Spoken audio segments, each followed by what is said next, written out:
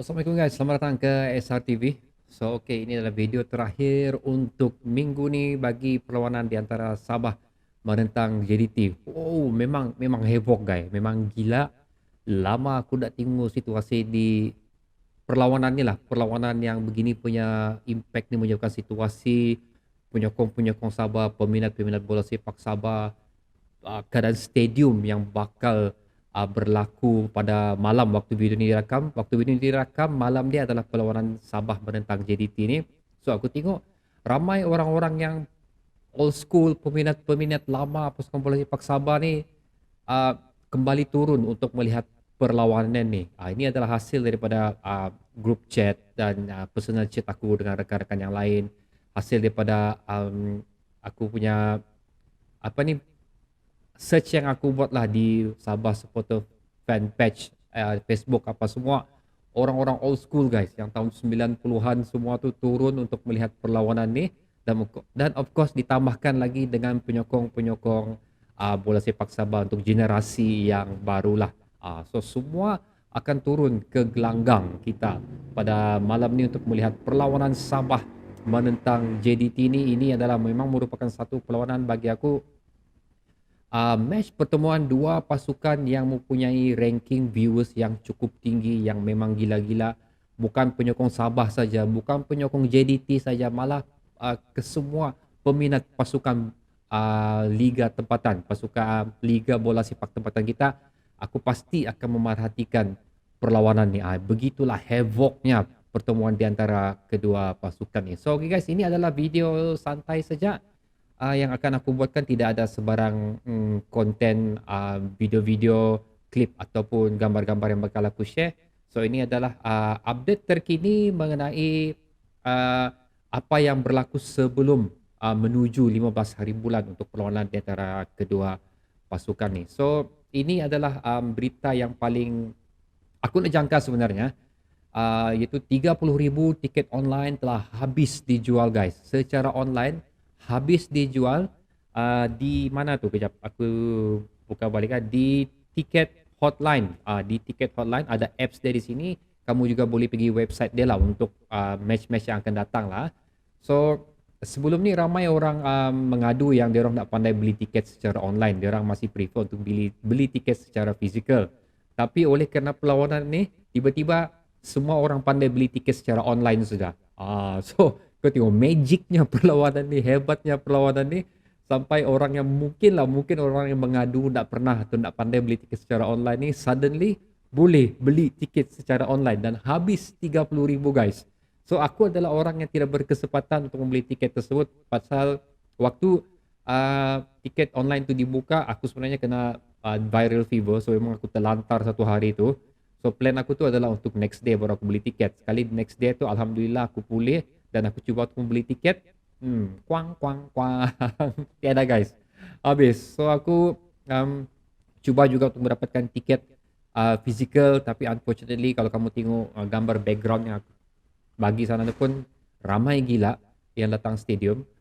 Cuma mereka provide sebanyak, kalau aku rasa dalam 3,000 ke 5,000 tiket saja untuk secara fizikal, kerana kapasiti untuk Stadium Likas ni adalah sebanyak 35,000 sahaja. So itu adalah kapasiti Stadium Likas lah. Ada orang cakap 70,000, 50,000, bukan itu. Kalau berdiri mungkin ya, tapi kalau duduk, ikut kapasiti duduk sebenarnya, Stadium Likas ni mampu menampung sebanyak 35,000. Tapi aku rasa yang aku nak tahu lah, tapi mungkin yang bakal masuk ni pun mungkin melebihi 35,000. Itu aku punya andaian sajalah. Apa yang terjadi sewaktu perlawanan tu aku tak tahu. Mungkin tiba-tiba gate dibuka kan, so aku tak tahu. So mungkinlah itu yang akan terjadi.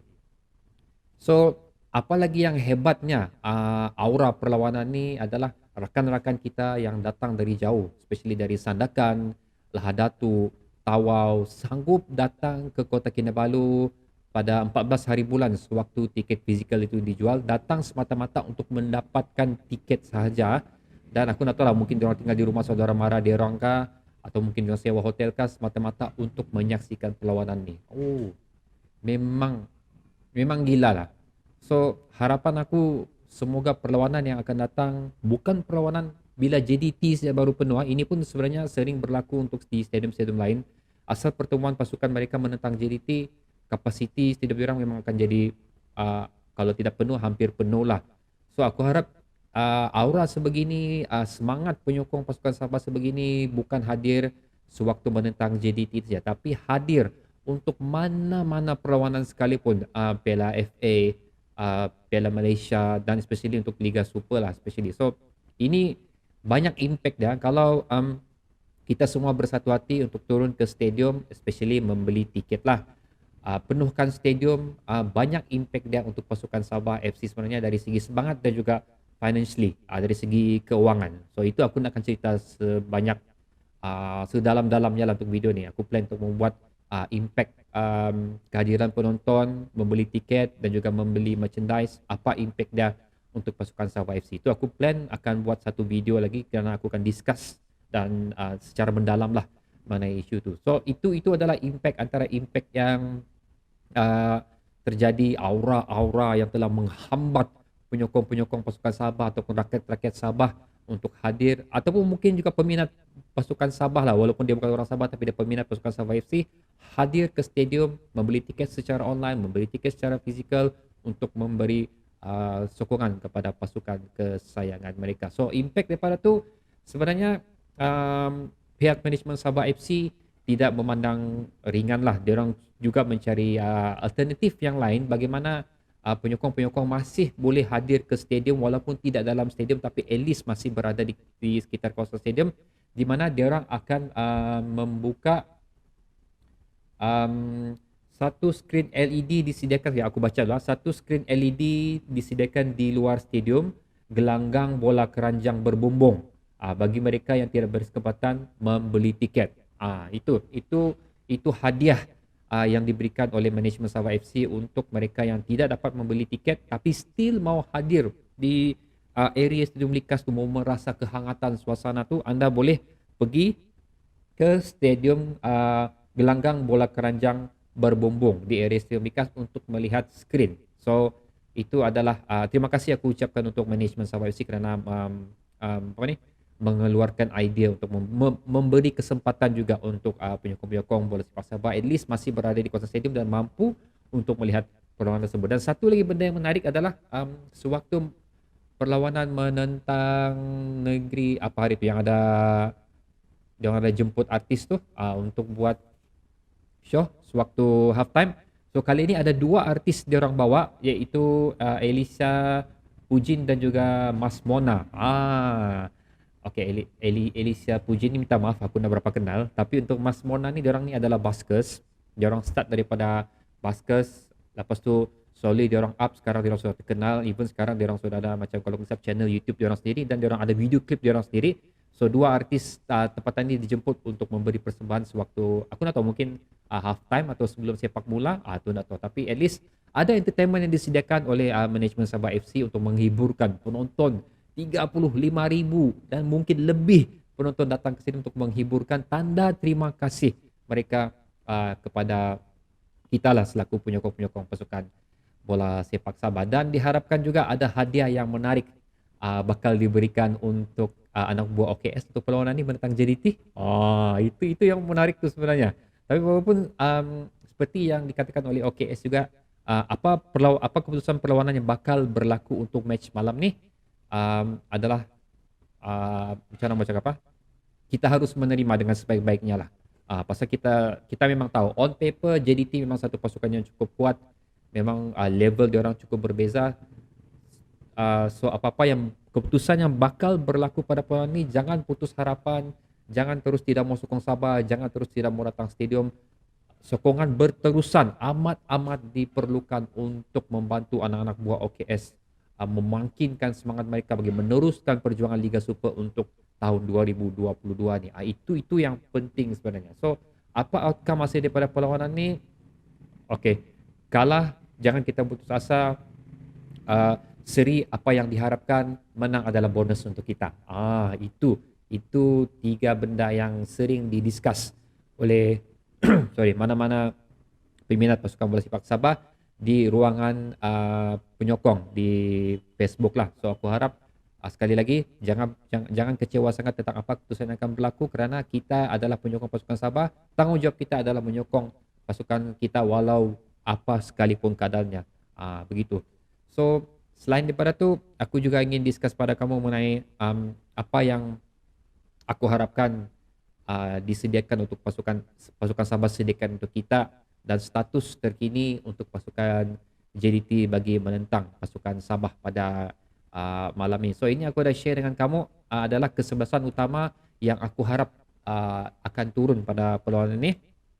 So kalau kamu tengok formation yang aku sediakan di situ, aku masih mengharapkan kesinambungan tiga pemain di bahagian hadapan, iaitu Taiki, Sadi dan juga Embalo, dan tengah diketuai oleh Badrul Bakhtiar dan Paktisu sebagai defensive midfield kita, dan back winger kita adalah Nazirul dan juga Riza Ghazali, dan seperti biasa pertahanan Rawilson, Jackson dan Dominic, dan of course goalkeeper Apik lah. So ini adalah kesebelasan utama yang aku harapkan akan diturunkan oleh OKS bagi menentang JDT ni. Aku dah tengok juga kesebelasan utama yang disediakan oleh fans-fans lain. Aku ada kelainan di sikit di mana Paktisu diorang akan turun, diorang letak Paktisu di bahagian defensif dan Gary Steven Robert di bahagian defensive midfield. So, okay. Ini kalau kamu ada follow aku punya video-video sebelum ni, aku sebenarnya lebih prefer meletakkan Paktisu di bahagian defensive midfield berbanding Gary Steven Robert. Again, aku tidak masalah dengan Gary Steven Robert. Dia bermain dengan bagus, tapi aku lagi prefer Paktisu berada di defensive midfield, dan midfield dan defense kita dijaga oleh tiga individu yang aku sebutkan tadi. Pasal bila Paktisu di bahagian defender, sebenarnya kita memerlukan individu yang mempunyai kadar kelajuan yang cukup tinggi. Ini kita boleh nampak impact dia sewaktu menentang Selangor hari itu, kalau aku tak silap, di mana Dominic Tan belum turun dan Paktisu diletakkan di bahagian defender.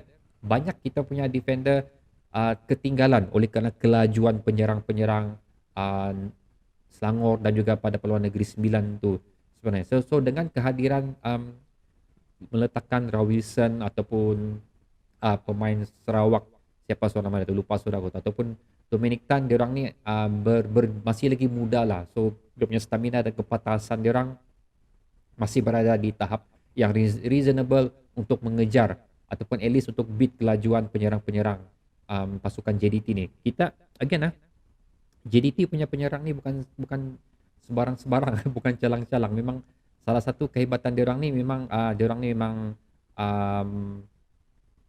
champion lah, orang cakap memang champion. Satu, dan kedua adalah memang diorang mempunyai tahap kelajuan yang cukup tinggi. So tidak kisah, aku ada setting benda sikit sini. Tahap kelajuan yang tinggi. So itu yang kita mengharapkan. Kenapa Dominic Tan dan juga Rawilson berada di bahagian defender. Pasal waktu aku tengok Paktisu berada di bahagian di defender, dia kelajuan dia tu tidak berapa boleh beat kelajuan penyerang-penyerang yang ada. So banyak kekasaran dia lakukan di bahagian kotak penalti just untuk mengelakkan dia orang masuk ke dalam kotak penalti dan membantutkan proses penyerangan dia orang. So bila kemasukan Dominic Tan, Robinson dan juga pemain daripada siapa sudah nama bilang peminat pasukan Sabah yang pemain Sarawak ni, dia pun boleh tahan juga tu So antara Robinson ataupun dia lah berada di bahagian defensif. Memang cukup bagus sebenarnya. Dan Pak walaupun aku tahu Pak Tisu before this dia posisi adalah berada di bahagian pertahanan, tapi dia nampak untuk tahun ni dia nampak lebih sesuai dan lebih hebat berada di bahagian defensive midfield. So itu adalah aku punya saranan yang aku maulah kalau boleh ini yang akan terjadilah. So itu dan lagi satu, untuk pasukan Sabah tidak ada permainan yang tidak ada pemain yang cedera, tidak ada pemain yang tidak mampu turun. Cuma ada dua individu yang di loan daripada JD itu kemungkinan besar tidak dapat beraksi oleh kerana kontrak diorang. Aku nak pasti sama tercatat atau tidak, tapi mungkin tercatat dalam kontrak diorang untuk tidak boleh melawan pasukan asal diorang. So dua orang tu mungkin tidak ada lah. Dan seterusnya update mengenai pasukan JDT guys. Okay. Bergson da Silva dilaporkan buat training ringan-ringan saja. Dia tidak bersama dengan kesebelasan utama dia orang atau pemain utama dia orang untuk melakukan training. Cuma dia training sama coach lain. Tapi Bergson tetap turun, ada juga turun ke Sabah. Cuma kita nak tahu sama ada dia akan beraksi ataupun tidak. So JDT mengharapkan 3 pemain sekarang ni, sekiranya Bergson betul-betul confirm tidak turun, iaitu untuk meletakkan pemain daripada Spanyol, iaitu Fernando Rodriguez, yang kebanyakannya beraksi untuk JDT 2 atau di Liga Perdana, Dan seterusnya of course Syafiq Ahmad. Ini pun memang antara penyerang yang terbaik setakat ni sewaktu dia bersama Kedah waktu LON. Beberapa gol cantik dia lakukan. Dan seterusnya Ahmad Hazwan Bakri. Ini jarang kita dengar pasal dia memang jarang turun. Tapi dia ada turun waktu perlawanan ACL tu lah, mewakili JDT. So tiga pemain ni kemungkinan akan diturunkan sebagai penyerang utama JDT, tapi siapa kita tidak tahu lagi. Itu pun provided memang Bergson dah dapat turun lah. Tapi again, kalau kamu tengok video aku sebelum ni, aku mengharapkan Bergson turun, aku mengharapkan kesebelasan utama penuh daripada JDT untuk menentang Sabah pada malam ni, kerana aku sendiri mau melihat di mana level Sabah FC. Itu sebenarnya yang aku ingin lihat pada perlawanan ni lah. So okay guys, itu adalah sedikit share aku dengan kamu apa yang telah berlaku, apa yang bakal berlaku, dan prediction aku tentang kesebelasan utama, tentang pemain yang turun ataupun tidak. So aku mendoakan satu keputusan yang terbaik untuk perlawanan pada malam ini, dan aku juga mengharapkan para penonton pasukan bola sepak Sabah sekalian berada di stadium apapun keadaan sekali, jangan kamu marah-marah pemain Sabah, jangan kamu teriak-teriak yang benar-benar ada bagus sana. Teruskan memberi sokongan, dan aku advise kamu, kita ada North Borneo Ultras sana yang berada di bawah scoreboard. Mana-mana perlawanan dia orang sering hadir, dia orang sering melaungkan lagu-lagu semangat untuk pasukan Sabah. Kamu ikut dia orang punya lagu tu. Kalau kamu tak tahu pun, at least kamu tepuk tangan. Kita kasih gegar Stadium Nikas pada malam ni guys. So okay, berjumpa kita pada video akan datang. Semangat aku ni, semangat walaupun dah dapat pergi. Berjumpa kita lagi pada video akan datang untuk ulasan perlawanan antara Sabah menentang JDT ni. So guys, all the best untuk pemain pasukan Sabah. Radu tetap radu guys. Assalamualaikum.